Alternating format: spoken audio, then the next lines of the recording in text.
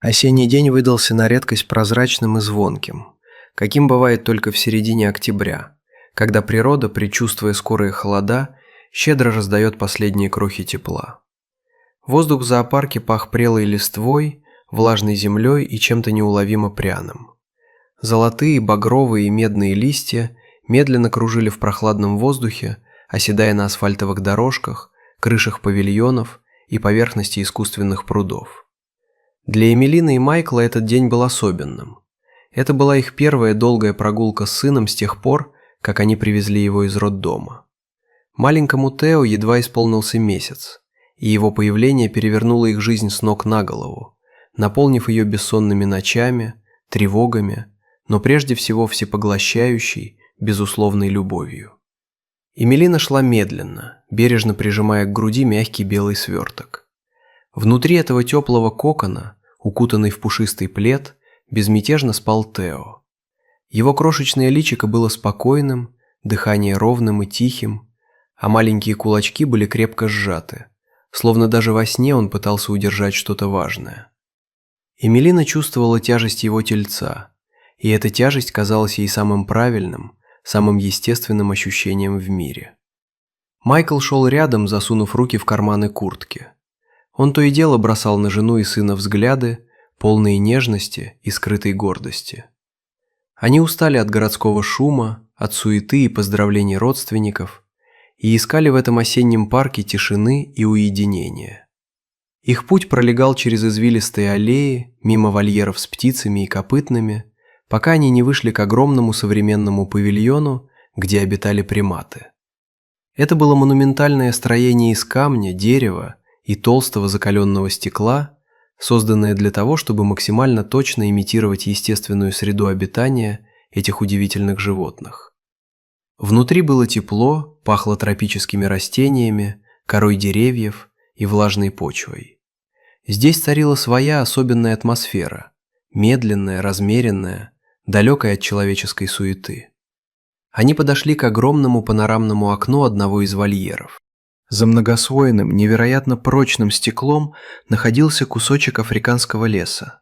Массивные валуны, переплетенные стволы деревьев, толстые канаты, заменяющие лианы, и обилие зелени. В глубине этого искусственного, но такого уютного леса находилась семья западных равнинных горилл. Эмилина опустилась на невысокий каменный парапет прямо перед стеклом. Ее ноги гудели от долгой ходьбы, а спина ныла от непривычной нагрузки. Но здесь, в полумраке павильона, она почувствовала долгожданное расслабление. Майкл встал чуть позади, положив руки ей на плечи. Среди камней, освещенная мягким светом, падающим из верхних окон, сидела Кики. Это была крупная, невероятно мощная самка гориллы. Ее тело, покрытое густой черной шерстью, с легкой сединой на спине, свидетельствовало о первобытной силе, способной одним движением сломать толстую ветвь. Мускулистые плечи, широкая грудь, массивные лапы – все в ней внушало трепет и невольное уважение перед величием дикой природы. Но стоило перевести взгляд на ее лицо, как первобытный страх отступал, уступая место совершенно иному чувству. Лицо Кики было темным, кожистым, с глубокими морщинами, которые казались не следами старости, а отпечатками мудрости. Ее глаза, глубокие, карие, скрытые под тяжелыми надбровными дугами, были поразительно человечными. В них читался не просто развитый интеллект, но и богатый внутренний мир, способность к глубоким переживаниям, грусти и нежности. Кики жила в зоопарке давно. Она привыкла к бесконечной веренице людей, проходящих по ту сторону невидимой, но непреодолимой преграды. Для нее люди были шумными, иногда надоедливыми, но в целом безопасными тенями. Она часто наблюдала за ними, изучая их странные привычки, их яркую одежду, и в детенышей, которые носились вдоль стекла, кричали и размахивали руками. Но сегодня все было иначе. В какой-то момент взгляд гориллы, лениво скользивший по толпе немногочисленных посетителей, остановился на фигуре Эмилины. Точнее, на том белом свертке, который молодая женщина так бережно, так инстинктивно правильно прижимала к груди. Для Кики эта поза была знакома до боли. Она знала, что именно так матери держат свое самое драгоценное сокровище. Время вокруг словно замедлило свой ход. Шум воды в искусственном водопаде, отдаленные голоса посетителей – все это отошло на второй план, растворилось в воздухе. Кики замерла. В ее глубоких глазах вспыхнул огонек острого, пронзительного интереса. Она медленно, словно боясь разрушить хрупкое мгновение, оторвалась от земли. Ее движения, несмотря на огромную массу тела, были плавными и грациозными. Опираясь на костяшки пальцев передних лап, она начала приближаться к стеклу. Эмилина затаила дыхание. Она видела, как эта огромная, дикая сила надвигается на нее, но не чувствовала страха. Напротив, ее сердце наполнилось каким-то странным, трепетным ожиданием.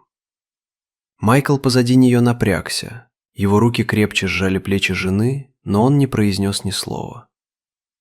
Кики подошла вплотную к прозрачной преграде и опустилась на корточки, оказавшись лицом к лицу с Эмилиной. Расстояние между ними сократилось до нескольких сантиметров, разделенных лишь холодной толщей закаленного стекла. Огромная голова гориллы склонилась на бок, а взгляд сфокусировался на крошечном, бледном личике спящего Тео. Грудь Кики медленно вздымалась и опускалась. Ее ноздри трепетали, словно она пыталась уловить запах младенца сквозь герметичную преграду. Это было зрелище, от которого перехватывало горло. Огромный дикий зверь и хрупкий человеческий младенец, встретившиеся взглядами. Пусть один из них и спал, через разделяющие их миры. Майкл, не в силах сдержать эмоций, тихо прошептал: «Господи, это самая невероятная вещь, которую я когда-либо видел». Его голос дрожал от волнения.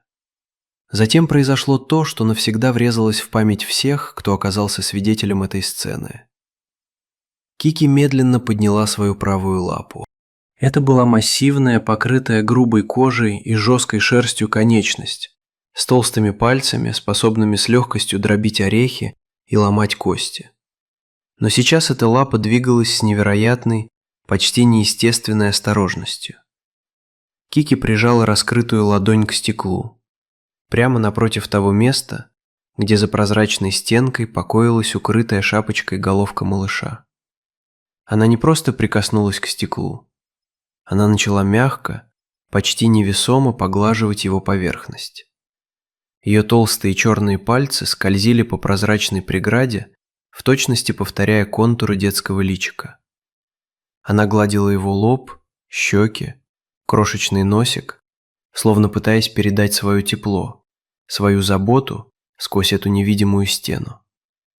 В ее движениях была такая бездна нежности, такая пронзительная тоска по тактильному контакту, что у Эммелины на глаза навернулись слезы.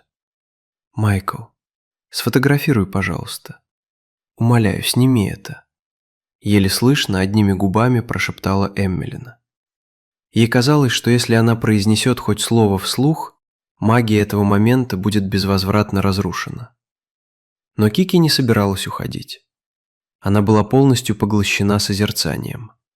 Она изучала каждую деталь. Розовые складки на крошечных ручках, тихое размеренное дыхание, едва заметное движение ресниц спящего Тео. Периодически горилла переводила свой глубокий осознанный взгляд с ребенка на Эммелину. И в эти моменты зрительного контакта между двумя самками, одной человеческой, другой обезьяньей, происходил безмолвный, но невероятно красноречивый диалог. В глазах Кики читалось абсолютное понимание. «Я вижу тебя. Я знаю, что ты чувствуешь. Я знаю эту усталость, этот вечный страх за маленькую жизнь, эту безумную, всепоглощающую любовь. Мы с тобой одной крови. Я тоже мать». Эммелина, глотая слезы, кивала в ответ, чувствуя, как стираются границы между видами, между цивилизацией и дикой природой, оставляя лишь обнаженную, чистую суть материнства. Но на этом чудеса не закончились. Словно вспомнив о чем-то важном, Кики внезапно оторвала взгляд от Эмилины и обернулась назад, в темную глубину своего вольера. Она издала тихий гортанный звук, похожий на мягкое ворчание.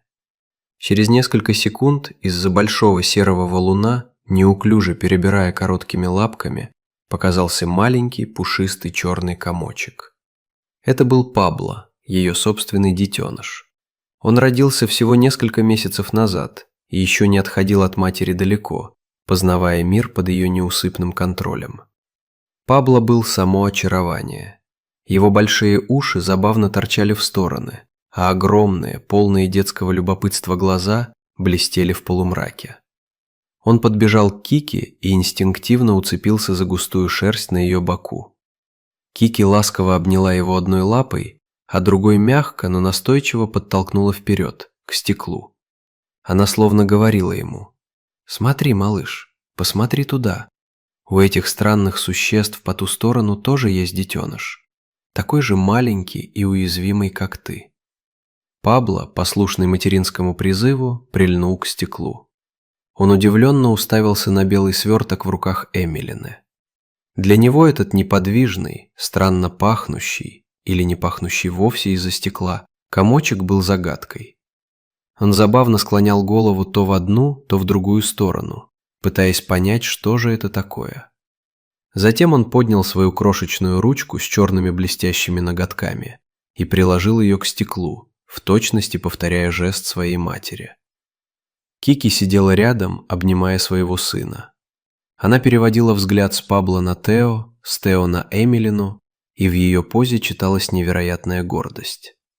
Это был настоящий момент хвастовства, присущий любой матери в мире.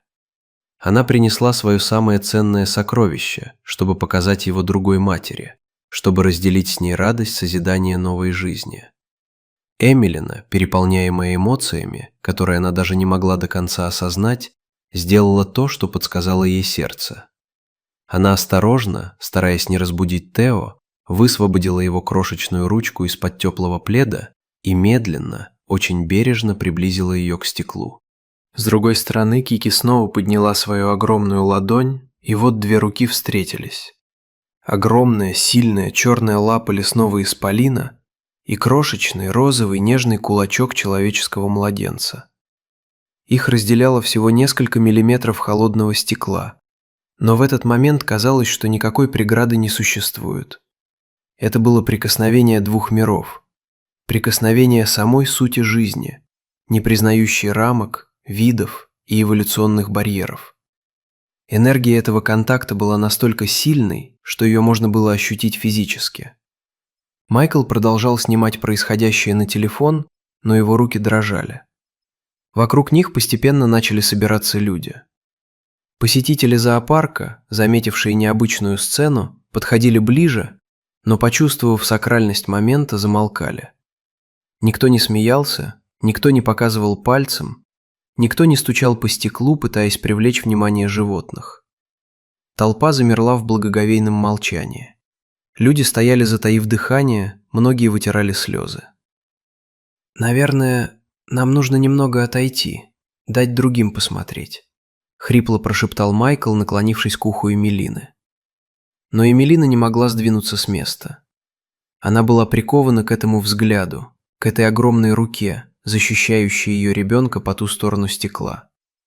Она чувствовала, как внутри нее что-то меняется, как спадает напряжение последних недель, уступая место глубокому философскому покою. Кики и Пабло пробыли у стекла еще несколько минут. Маленький горилла вскоре заскучал. Его детское внимание переключилось на кувыркающегося неподалеку брата, и он, издав смешной писк, умчался вглубь вольера. Кики проводила его взглядом, затем снова повернулась к Эмилине. Она бросила последний, долгий прощальный взгляд на спящего Тео. В этом взгляде было благословение. Затем она медленно опустила руку от стекла, тяжело вздохнула, опираясь на костяшки пальцев, поднялась и неспешно, с королевским достоинством, направилась вслед за своим детенышем в тень искусственного леса. Она растворилась среди зелени и камней, оставив после себя тишину и ощущение прикосновения к чему-то великому. Эммелина сидела у стекла еще долго. Толпа вокруг начала понемногу рассасываться, люди шепотом обсуждали увиденное, делились впечатлениями. Майкл мягко обнял жену за плечи и поцеловал в макушку. «Ты как?» – тихо спросил он. Эммелина глубоко вздохнула и посмотрела на своего сына. Тео продолжал мирно спать, не подозревая о том, что только что стал участником одного из самых прекрасных проявлений межвидовой эмпатии. «Я никогда этого не забуду», – ответила она дрожащим голосом. «Это было так по-настоящему». Они вышли из павильона приматов обратно в прохладный осенний день.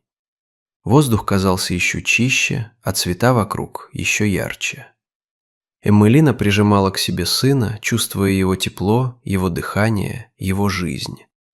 И теперь она знала точно – эта жизнь, эта неразрывная связь между матерью и ребенком – это то, что объединяет всех нас на этой планете.